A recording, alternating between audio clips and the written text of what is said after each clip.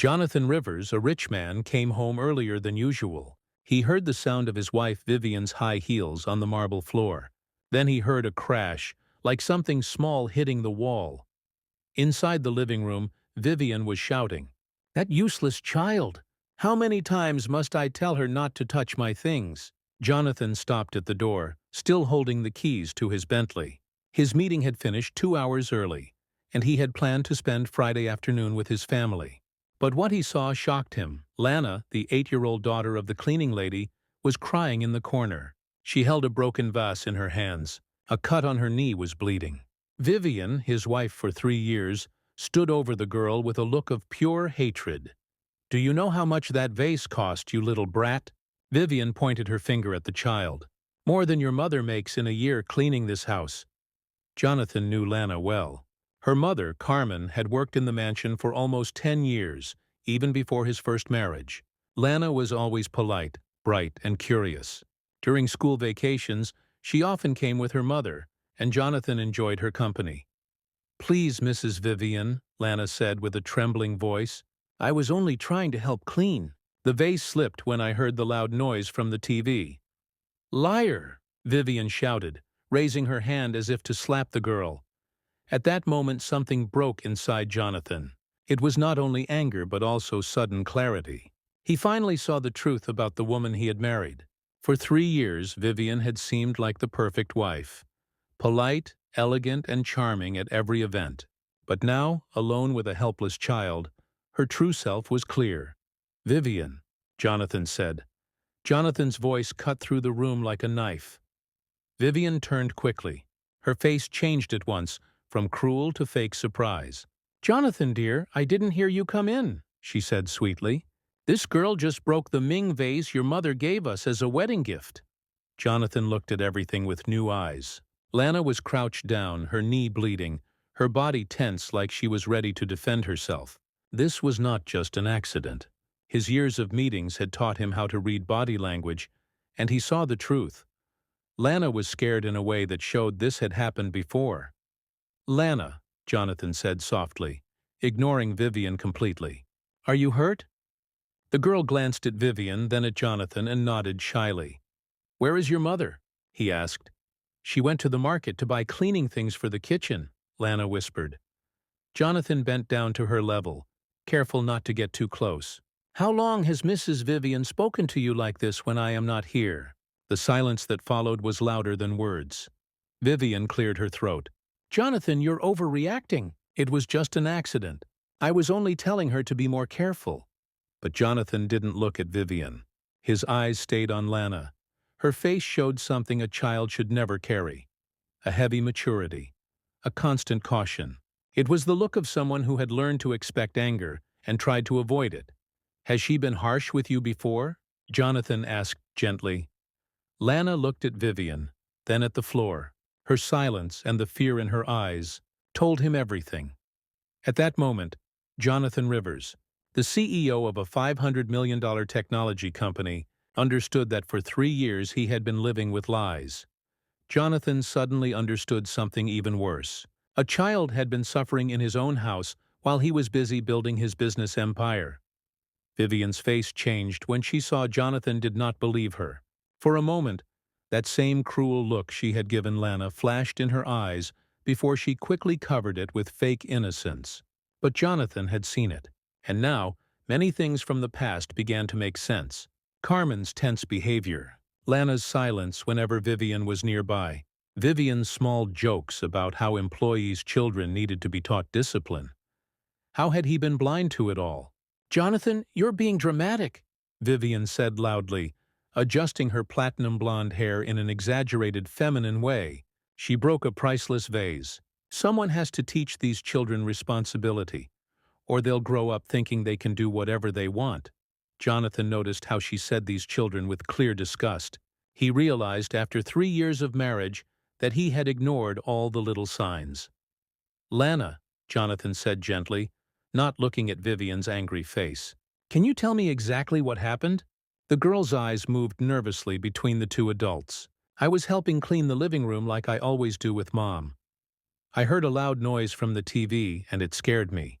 When I turned quickly, my elbow hit the vase. Liar, Vivian cut in sharply. I saw her playing with the vase, pretending it was a microphone. These kids have no idea how valuable things are. Jonathan bent down again to Lana's level. What kind of noise did you hear from the television? It was a lady yelling very loudly at a little girl on the screen, Lana whispered. The lady on the TV said very mean things to the girl, like— Lana stopped looking at Vivian with fear. Like what, sweetie? Jonathan asked softly. Like, how Mrs. Vivian talks to me when Mom goes out to buy things. Lana's voice was almost too quiet to hear. A chill ran down Jonathan's spine. How long has this been happening, Lana? Vivian cleared her throat loudly. Jonathan, this is ridiculous. Are you really going to believe the fantasies of a spoiled child? She's only trying to avoid blame for breaking the vase. But Jonathan kept his eyes on the girl. Can you tell me about other times this happened? Lana looked down.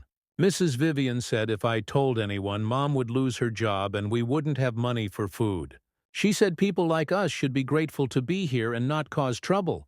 Jonathan felt anger boiling inside him, but his voice stayed calm. People like you? Lana hesitated, touching her own dark skin. Go on, Jonathan encouraged gently. People are color, she whispered. Mrs. Vivian said I should remember my place, because girls like me can't afford to break important people's things.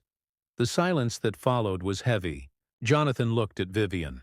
Her sweet, fake expression had vanished.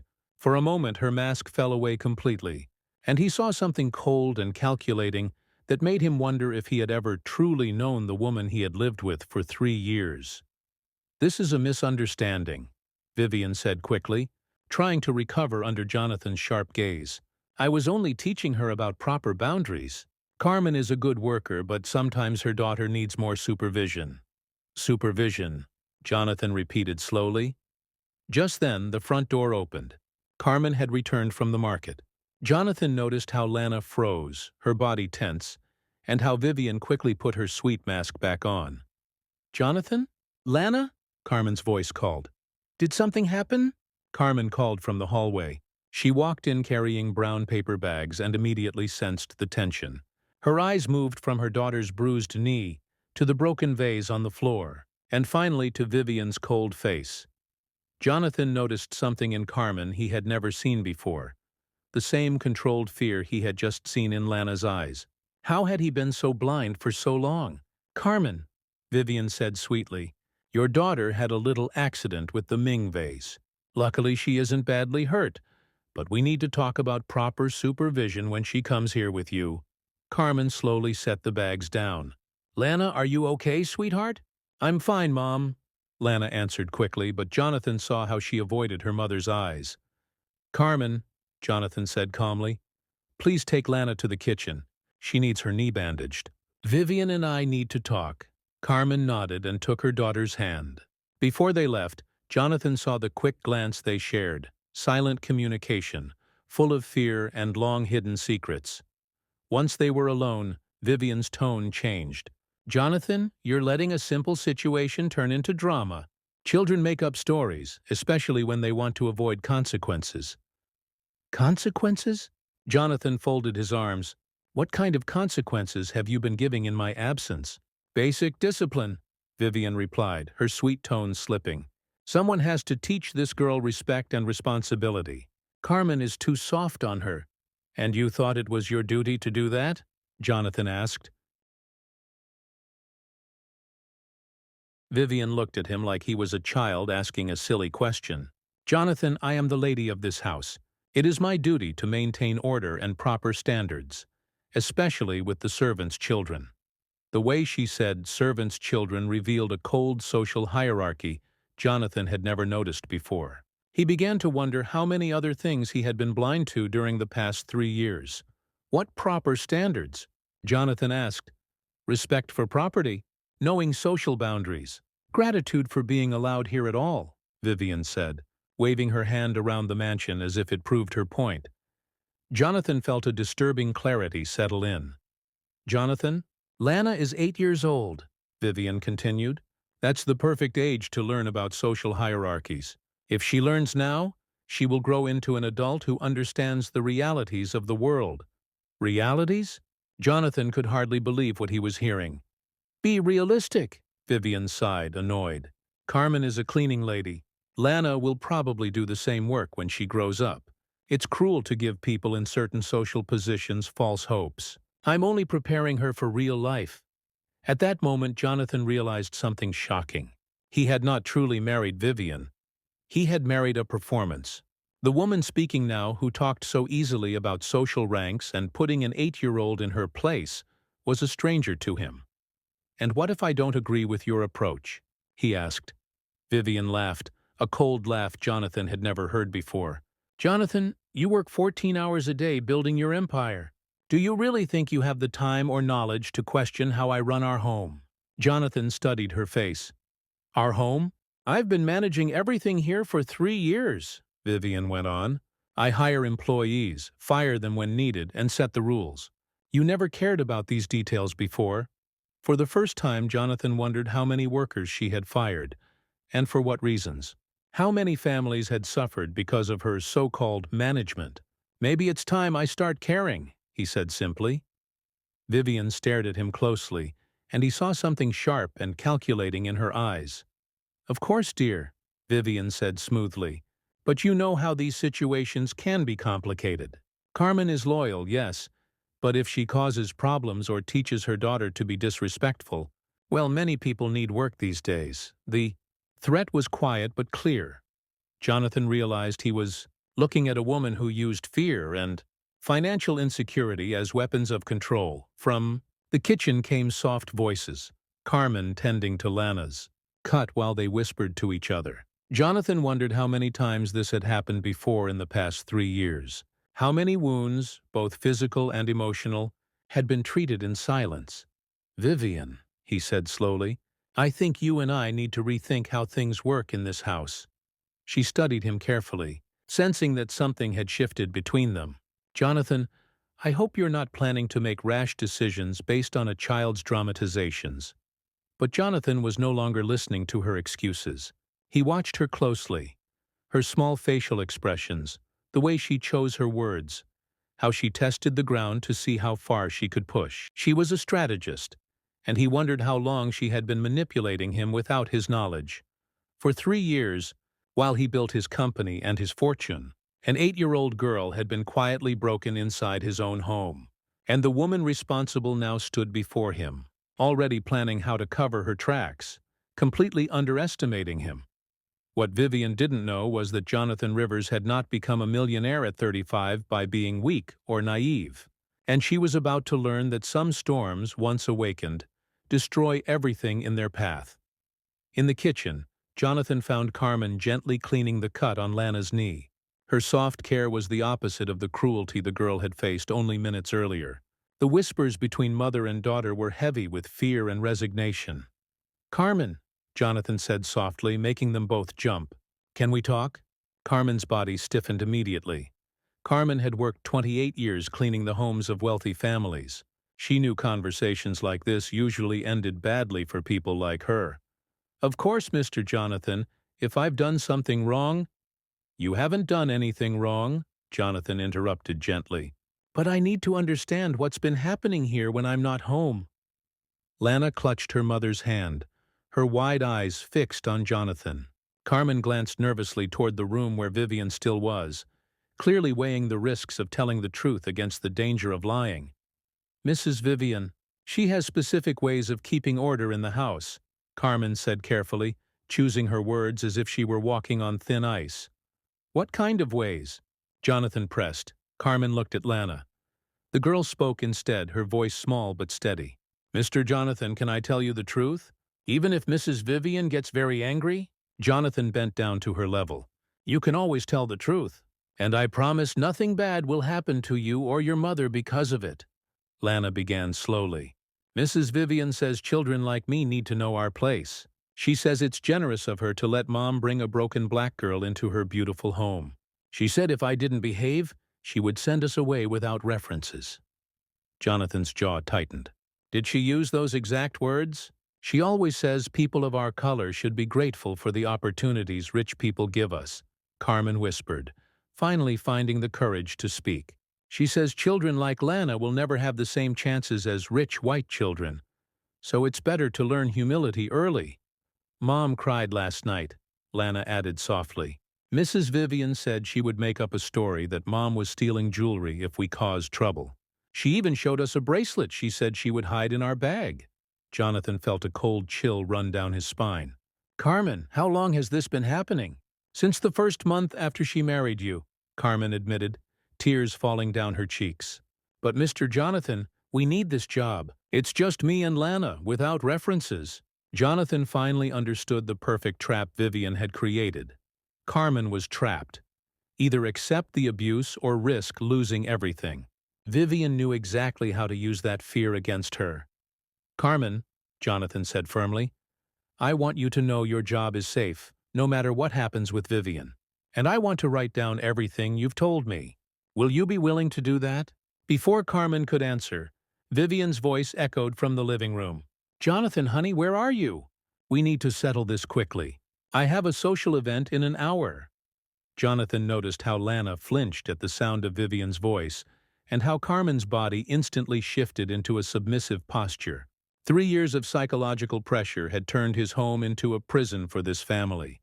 Stay here, Jonathan told them. I'm going to get something from my office, then we'll talk again. In his office, Jonathan opened his laptop and typed quickly. As a CEO, he had handled many cases of harassment and discrimination in his company.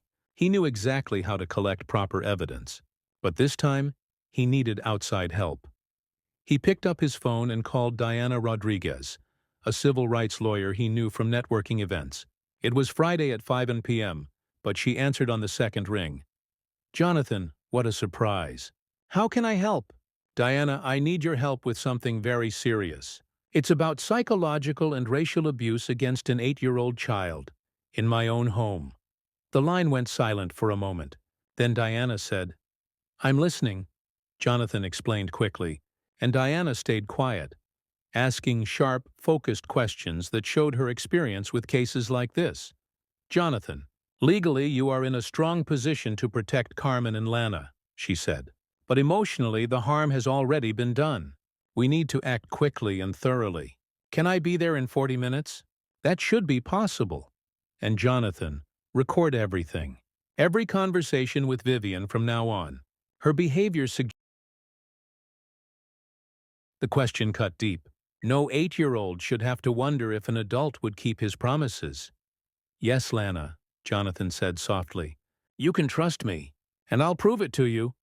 Just then, Vivian's irritated voice drifted from the living room. Yes, Mom. I know you think I'm too hard on the employees, but someone has to keep these people in their place. Jonathan is too soft. He doesn't know how to deal with certain social classes. Jonathan, Carmen, and Lana exchanged glances. Vivian had just proven this was not a moment of anger. It was her real belief, one she even shared with others. Of course I won't let Jonathan undo years of work setting proper boundaries, Vivian continued on the phone. If he wants to play the hero, he'll learn there are consequences. Her words revealed something chilling. Vivian was not just abusive, she was a planner. She had strategies to control Jonathan if he interfered. The cold confidence in her voice showed she already had plans in motion, and they would not be pleasant for anyone. Jonathan realized the truth. Vivian was not simply a prejudiced woman losing her temper. She was a manipulator who had spent 3 years carefully building a system of psychological abuse.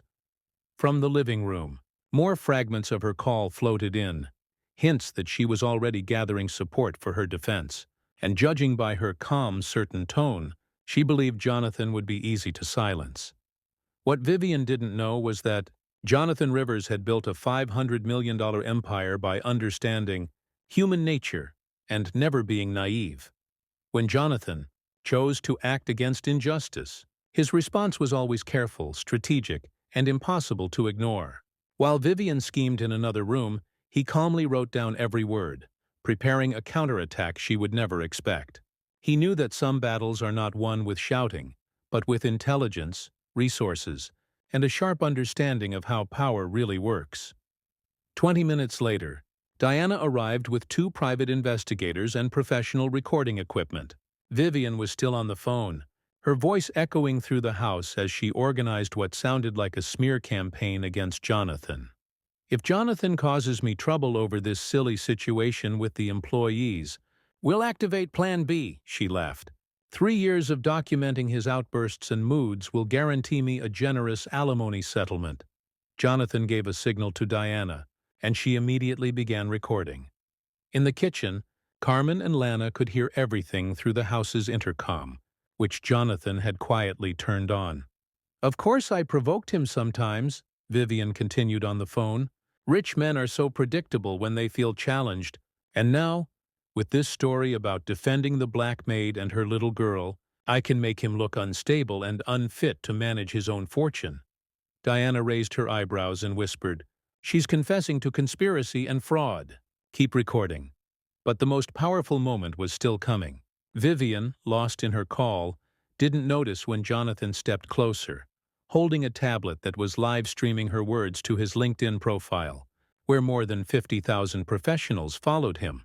"The funniest part," Vivian laughed, "is that I scared the little black girl so much she would never dare tell anyone. Kids from that class are so easy to control. Just threaten the family's money, and they submit completely." By then, the live stream had over 1,000 viewers, many of them CEOs and business leaders Jonathan knew personally.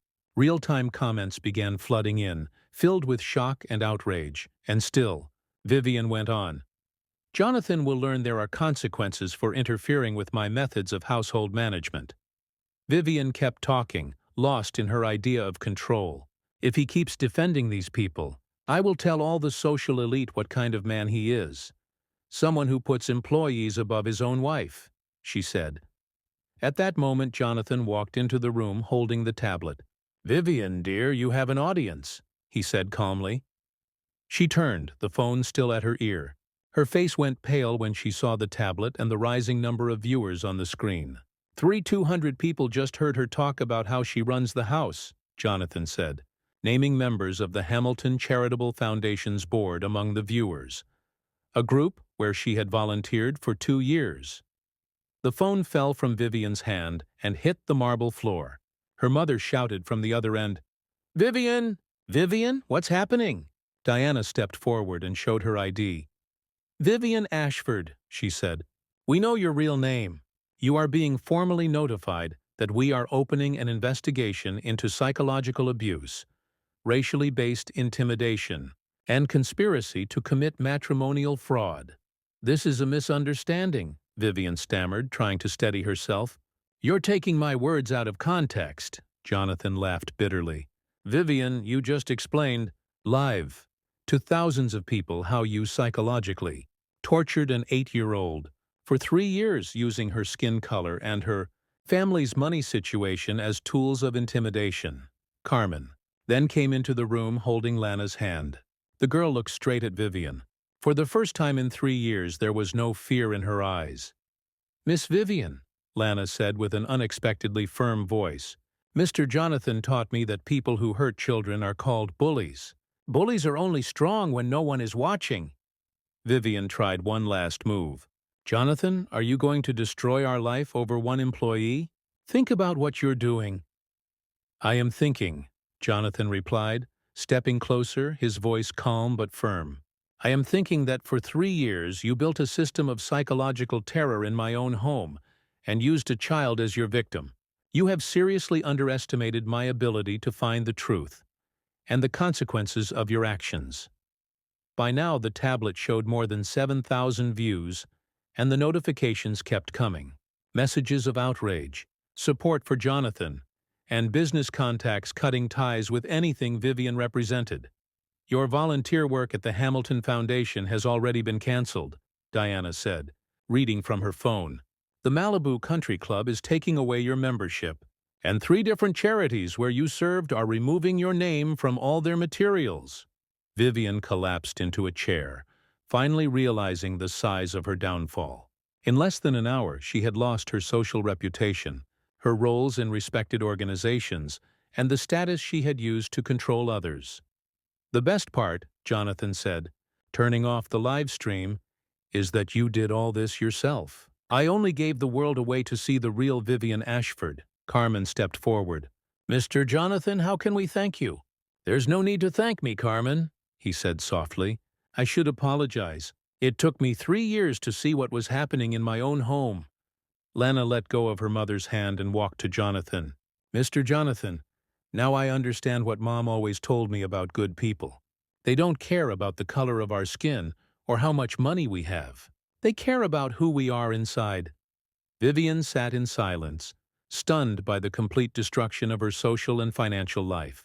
Then another notification came to Jonathan's phone. A reporter from a major newspaper wanted an interview about discrimination in wealthy households.